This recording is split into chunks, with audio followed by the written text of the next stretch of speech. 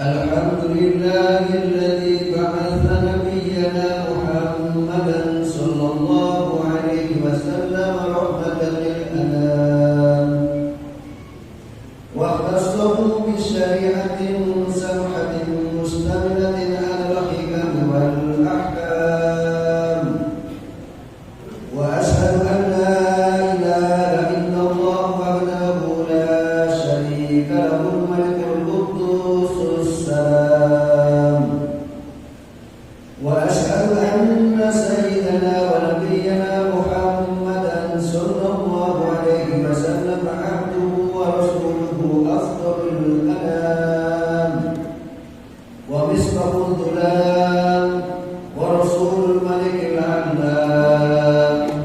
Allahumma salli wa sallim ala sayyidina Muhammad wa ala alihi wa ashabihi sadatil kiram wa sallama tasliman katsiran. Amma ba'd, fa ya ayyuhal muslimun usikum wa iyaya bittaqwallahi wa ta'atihi la'allakum tuflihun. Hadirin jamaah sholat Jumat yang berbahagia, pertama-tama marilah kita panjatkan puji dan syukur kehadirat Allah Subhanahu wa taala, dan tentu juga bersalawat kepada baginda Nabi Muhammad sallallahu alaihi wasallam. Pada kesempatan yang berbahagia ini kami selaku khatib mengajak kepada diri khatib sendiri dan juga kepada para jamaah, marilah kita bersama-sama menjaga dan meningkatkan ketakwaan kita kepada Allah Subhanahu wa taala. Takwa dalam arti yang sesungguhnya, yakni menjalankan segala yang diperintahkan Allah Subhanahu wa taala serta menjauhi segala yang dilarang oleh Allah Subhanahu wa taala. Hadirin jamaah salat Jumat yang berbahagia, alhamdulillah pada hari ini tepatnya 12 Rabiul Awal 1447 Hijriah, sebagian besar kaum muslimin, bahkan mungkin seluruh kaum muslimin pada hari ini memperingati, menyambut kelahiran Nabi Muhammad sallallahu alaihi wasallam dengan berbagai cara. Kita ketahui bahwa ada 3 peristiwa penting yang terjadi pada tanggal 12 Rabiul Awal. Yang pertama adalah kelahiran Muhammad sallallahu alaihi wasallam yang nanti akan diangkat sebagai nabi dan rasul oleh Allah Subhanahu wa taala. Peristiwa yang kedua adalah sampainya Nabi Muhammad sallallahu alaihi wasallam ke Yathrib ketika berhijrah. Karena Nabi Muhammad sallallahu alaihi wasallam berangkat dari Mekah untuk berhijrah itu tanggal 27 Safar dan baru sampai ke Yathrib tanggal 12 Rabiul Awal. Artinya perjalanan hijrah Rasulullah itu menempuh waktu hampir 2 pekan atau 15 hari. Yang ketiga adalah wafatnya Nabi Muhammad sallallahu alaihi wasallam, yang itu menjadi pertanda berakhirnya masa kenabian dan masa kerasulan. Hadirin sedang Jumat yang berbahagia, menyambut kelahiran Nabi Sallallahu Alaihi Wasallam, maka kita sebagai umatnya, sebagai pengikutnya harus mengetahui apa yang dibawa Nabi Sallallahu Alaihi Wasallam ketika beliau diutus menjadi Nabi dan Rasul oleh Allah Subhanahu Wa Taala. Para cendekiawan sering menyebutkan bahwa ada visi yang dibawa Nabi Sallallahu Alaihi Wasallam, yakni rahmatan lil alamin. Visi kenabian Muhammad Sallallahu Alaihi Wasallam adalah menjadi rahmat bagi alam semesta. Artinya apa? Artinya mewujudkan segala macam bentuk kemaslahatan umat manusia, bahkan alam semesta, baik di dunia saat ini, terlebih lagi adalah di akhirat kelak. Oleh karena itu, tidaklah berlebihan jika para ulama menyebutkan bahwa kelahiran Rasul Muhammad SAW adalah sebuah berita yang sangat menggembirakan, sebuah berita yang sangat menghebohkan, yang menjadi rahmat bagi alam semesta dan juga mengeluarkan manusia dari kegelapan menuju kepada cahaya petunjuk Allah Subhanahu wa Ta'ala. Oleh karena itu, dalam rangka mengemban visi kenabian, maka Allah Subhanahu wa Ta'ala membekali Nabi Muhammad sallallahu alaihi wasallam. Kita mengenal tugas Nabi Muhammad sallallahu alaihi wasallam itu ada dua. Yang pertama adalah tugas sebagai nabi dan rasul saja. Yang ini kemudian berakhir dengan kematian beliau, dengan wafatnya beliau. Apa tugas kenabian dan kerasulan? Tugas Nabi Rasul hanya satu, yakni menyampaikan risalah yang datang dari Allah Subhanahu wa Ta'ala, yang dalam bahasa Al-Quran dikatakan sebagai tablighur risalah, yakni menyampaikan risalah yang datang dari Allah Subhanahu wa Ta'ala. Ini adalah tugas utama kenabian dan kerasulan. Apa itu risalah? Risalah adalah wahyu. Dengan kata lain, ikhbarun minallahi ta'ala ala rasulihi. Risalah atau wahyu adalah informasi, berita, kabar yang datang dari Allah Subhanahu wa Ta'ala yang disampaikan kepada Rasulnya, dan Rasul itu diperintahkan Allah Subhanahu wa Ta'ala untuk menyampaikan kepada umat manusia, karena tidak mungkin Allah Subhanahu wa Ta'ala menyampaikan risalahnya satu persatu kepada diri manusia. Maka untuk menyampaikan agar risalah Allah itu sampai kepada umatnya, Allah Subhanahu wa Ta'ala mengutus, mengangkat para nabi dan rasulnya, dan nabi terakhir, rasul terakhir adalah Nabi Muhammad sallallahu alaihi wasallam. Allah Subhanahu wa Ta'ala berfirman, A'udzu billahi minasyaitonir rajim. Ya ayyuhar rasul, balligh ma unzila ilaika min rabbik, wa in lam taf'al fama ballaghta risalatahu, wallahu ya'simuka minan nas, innallaha la yahdil qaumal kafirin. Yang artinya, wahai Rasul, sampaikan apa yang telah diturunkan Allah Subhanahu wa Ta'ala kepadamu, dan jika kamu tidak menyampaikan risalahnya, berarti kamu telah berkhianat terhadap amanahnya. Allah Subhanahu wa Ta'ala akan menjagamu dari manusia, dan sesungguhnya Allah Subhanahu wa Ta'ala tidak akan memberikan petunjuk kepada orang-orang kafir. Surat Al-Maidah ayat 67. Ayat ini menegaskan bahwasanya tugas kenabian dan kerasulan hanyalah menyampaikan risalah yang datang dari Allah Subhanahu wa taala, menyampaikan wahyu yang datang dari Allah Subhanahu wa taala. Dalam hal ini wahyu yang diturunkan Allah Subhanahu wa taala kepada Muhammad adalah satu, Al-Qur'anul Karim. Yang kedua adalah hadis atau sunnah Nabi Muhammad sallallahu alaihi wasallam.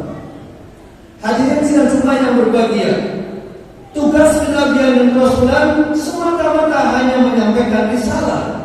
Sebagaimana Allah juga mengatakan dalam Al-Quran, A'udzu billahi minasyaitonir rajim, wa ma 'alaina illal balaghul mubin. Dan tidaklah kewajiban kami semata-mata hanya menyampaikan risalah ini dengan jelas. Selesai tugas pertama kenabian dan kerasulan. Tetapi Allah Subhanahu wa taala ternyata tidak hanya mewajibkan kepada Nabi Muhammad untuk menyampaikan risalahnya saja, tetapi Allah Subhanahu wa taala juga memberikan kewajiban kepada Nabi Muhammad sallallahu alaihi wasallam untuk menerapkan apa yang telah disampaikan kepada beliau. Dalam hal ini ada kewajiban yang kedua, yaitu apa? Tatbiqur risalah. Bagaimana risalah itu diterapkan, diamalkan di dalam kehidupan nyata sehari-hari. Allah Subhanahu wa taala berfirman, A'udzu billahi minasyaitonir rajim. Fahkum bainahum bima anzalallah. Yang artinya, maka putuskanlah perkara apa yang di hadapanmu, bima anzalallah, dengan apa yang telah diturunkan Allah Subhanahu wa taala. Ayat ini memerintahkan kepada Nabi untuk mentadbik, memutuskan, menerapkan perkara apa saja yang beliau hadapi ketika berhadapan dengan umat, ketika berhadapan dengan masyarakat. Hadirin sidang Jumat yang berbahagia, Allah Subhanahu wa taala juga menyatakan dalam Al-Qur'an, A'udzu billahi minasyaitonir rajim, "Tsumma ja'alnaka 'ala syari'atin minhum fattabi'ha wa la tattabi' ahwa'al ladzina la ya'lamun." Allah Subhanahu wa taala menyatakan, kemudian kami jadikan di sisimu syariat, maka ikutilah syariat itu dan janganlah kamu mengikuti hawa nafsu orang-orang yang tidak memiliki pengetahuan. Kedua ayat inilah yang menjadi dalil bahwa Nabi Muhammad SAW diwajibkan juga oleh Allah Subhanahu wa taala untuk menerapkan syariat yang telah turun kepada beliau. Maka dalam sirah Nabi Muhammad SAW kita bisa melihat dua perkara yang dilakukan oleh para sahabat Nabi SAW. Yang pertama, dalam rangka mengimani kenabian dan kerasulannya, para sahabat bersyahadat, menyatakan kesaksian bahwa mereka menyaksikan tidak ada Tuhan kecuali Allah Subhanahu wa taala, dan mereka juga menyaksikan bahwa Nabi Muhammad adalah utusan Allah Subhanahu wa taala. Inilah yang kita kenal dengan istilah syahadat. Maka fikih Islam menyatakan bahwa orang-orang yang akan masuk Islam yang sebelumnya bukan Islam, maka syariatnya adalah dia harus mengucapkan dua kalimat syahadat, asyhadu an la ilaha illallah wa asyhadu anna Muhammadar Rasulullah. Inilah yang dilakukan oleh para sahabat Nabi dalam rangka mengimani kenabian dan kerasulannya. Hadirin sidang Jumat yang berbahagia, kemudian kita juga melihat bagaimana para sahabat Nabi itu membaiat Rasulullah. Baik laki-laki, wanita, tua, muda, semuanya melakukan baiat kepada Nabi SAW. Yakni apa? Bentuk kesetiaan yang mereka tunjukkan kepada Nabi Muhammad SAW. Ternyata aspek yang kedua inilah yang Rasul wariskan kepada sahabat-sahabat seterusnya. Maka kita mengenal sahabat membaiat Abu Bakar As-Siddiq, sahabat membaiat Umar bin Khattab, sahabat juga membaiat Utsman bin Affan, sahabat juga membaiat Ali bin Abi Thalib dan seterusnya. Dalam konteks apa baiat ini dilakukan? Dalam konteks tabligul risalah, untuk menerapkan risalah. Karena apa? Kenabian dan kerasulan sudah berakhir dengan wafatnya Kanjeng Nabi Muhammad sallallahu alaihi wasallam. Inilah yang dalam hadis Nabi Rasul mengatakan, Bani Israel adalah Bani Israel, mereka telah mengangkat pemimpin dari kalangan para nabi. Fa innahu la nabiyya ba'di. Tetapi Rasul mengatakan, tetapi tidak ada lagi nabi setelahku.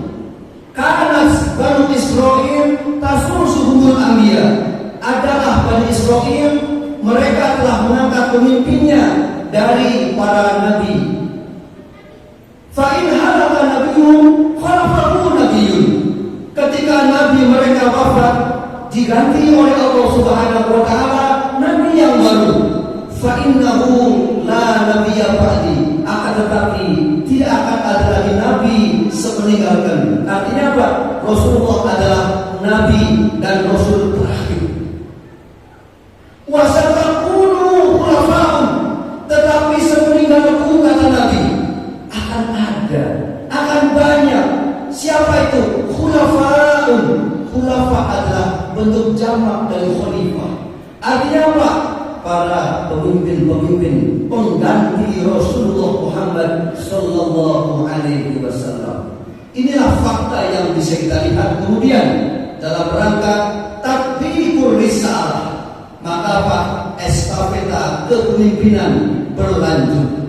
Sepeninggal Nabi Muhammad sallallahu alaihi wasallam, kepemimpinan kaum muslimin diberikan kepada Abu Bakar As-Siddiq, kemudian Umar bin Khattab, kemudian Utsman bin Affan, kemudian Ali bin Abi Thalib. Bahkan dalam sejarah kaum muslimin ada sekitar 108 khalifah yang memimpin kaum muslimin selama 1300 tahun. Hari inilah kita berada dalam kondisi umat Islam tidak memiliki khalifah. Inilah para hadirin, bentuk kegembiraan kita dengan diutusnya Nabi Muhammad SAW. Satu tadi, perjuangan beliau telah membuahkan hasil. Hari ini kita masih menikmati ajaran Islam. Seandainya Rasulullah Muhammad SAW gagal dalam hijrah, tertangkap dalam hijrah, tidak sampai ke Yathrib, dibunuh orang Quraisy, hari ini tentu kita tidak bisa menikmati ajaran agama.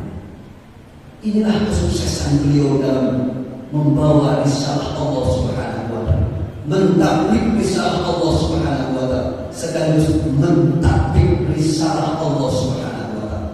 Maka kita sebagai umat yang mencintainya juga punya dua kewajiban. Dalam hal ini tablighur risalah diwakili dengan dakwah, karena kita bukan nabi dan bukan rasul. Yang kedua, tablighur risalah dalam pundak kita pun ada kewajiban dari Allah Subhanahu wa taala untuk menegakkan kembali kepemimpinan. Yang pemimpin itu mengatur kita dengan syariat Allah Subhanahu wa taala, sehingga agama Allah Subhanahu wa taala secara kafah bisa ditegakkan.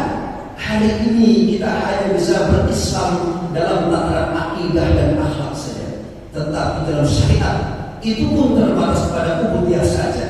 Begitu masuk wilayah sosial, begitu masuk wilayah ekonomi, begitu masuk wilayah politik, pendidikan, kesehatan, jauh dari tatanan agama Islam. Hadirin sidang Jumat yang berbahagia, Marilah sebagai bentuk kegembiraan kita dengan diutusnya Nabi Muhammad SAW, kita perbanyak mengumandangkan salawat kepada beliau. Karena Allah juga memerintahkan kepada kita, Innallaha wa malaikatahu yusholluna 'alan nabi ya ayyuhalladzina amanu shallu 'alaihi wa sallimu taslima. Yang kedua, ittiba kepada beliau, karena Rasul adalah panutan kita. Beliau adalah suri teladan kita. Allah Subhanahu wa taala menyatakan, "Qul in kuntum tuhibbunallaha fattabi'uni yuhibbukumullah wa yaghfir lakum dzunubakum wallahu ghafurur rahim."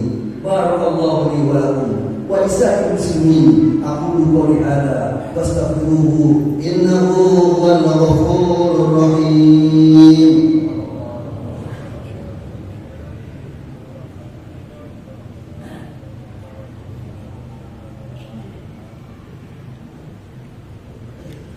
Alhamdulillahilladzi hadana li hadza wa ma kunna linahtadiya laula an hadana Allah. Ashhadu an la ilaha illallah wahdahu la syarika lah wa ashhadu anna Muhammadan 'abduhu wa rasuluh. Allahumma shalli wa sallim wa barik ala sayyidina Muhammad wa ala ali sayyidina Muhammad. Fa ya ibadallah, usikum wa nafsi bi taqwallahi faqad fazal muttaqun. Qala Allah ta'ala fi kitabihil karim, a'udzu billahi minasy syaithanir rajim. Ya ayyuhalladzina amanu taqullaha haqqa tuqatih wa la tamutunna illa wa antum muslimun. Wa qala Allah ta'ala, a'udzu billahi minasy syaithanir rajim. Inna Allaha wa malaikatahu yusholluna 'alan nabi ya ayyuhalladzina amanu shallu 'alaihi wa sallimu taslima. Allahumma shalli wa sallim wa barik ala sayyidina Muhammadin. Amin ya rabbal alamin. Allahumma ighfir lil muslimina wal muslimat wal mu'minina wal mu'minat al ahya'i minhum wal amwat. Innaka sami'un qaribun mujibud da'wat wa ya qadiyal hajat. Allahumma arinal haqqa haqqan warzuqna ittiba'ah wa arinal batila batilan warzuqna ijtinabah. Rabbana zalamna anfusana wa in lam taghfir lana wa tarhamna lanakunanna minal khasirin. Allahumma ansur man nasara ad-din wa qtul man qatala al-mu'minin. Allahumma izzil islam wal muslimin wa ahdil kafara wal zalimin wa dammir a'da'aka a'da'ad-din. Rabbana la tuzigh qulubana ba'da idh hadaytana wa hab lana min ladunka rahmah innaka antal wahhab. Rabbana atina fid dunya hasanah wa fil akhirati hasanah wa qina adzaban nar. Subhana rabbika rabbil izzati amma yasifun wassalamun alal mursalin walhamdulillahi rabbil alamin. Ibadallah, innallaha ya'muru bil 'adli wal ihsan wa ita'i dzil qurba wa yanha 'anil fahsya'i wal munkari wal baghi ya'idukum la'allakum tadhakkarun. Wa dzikrullahi akbar. Aqimus shalah. Allahu akbar.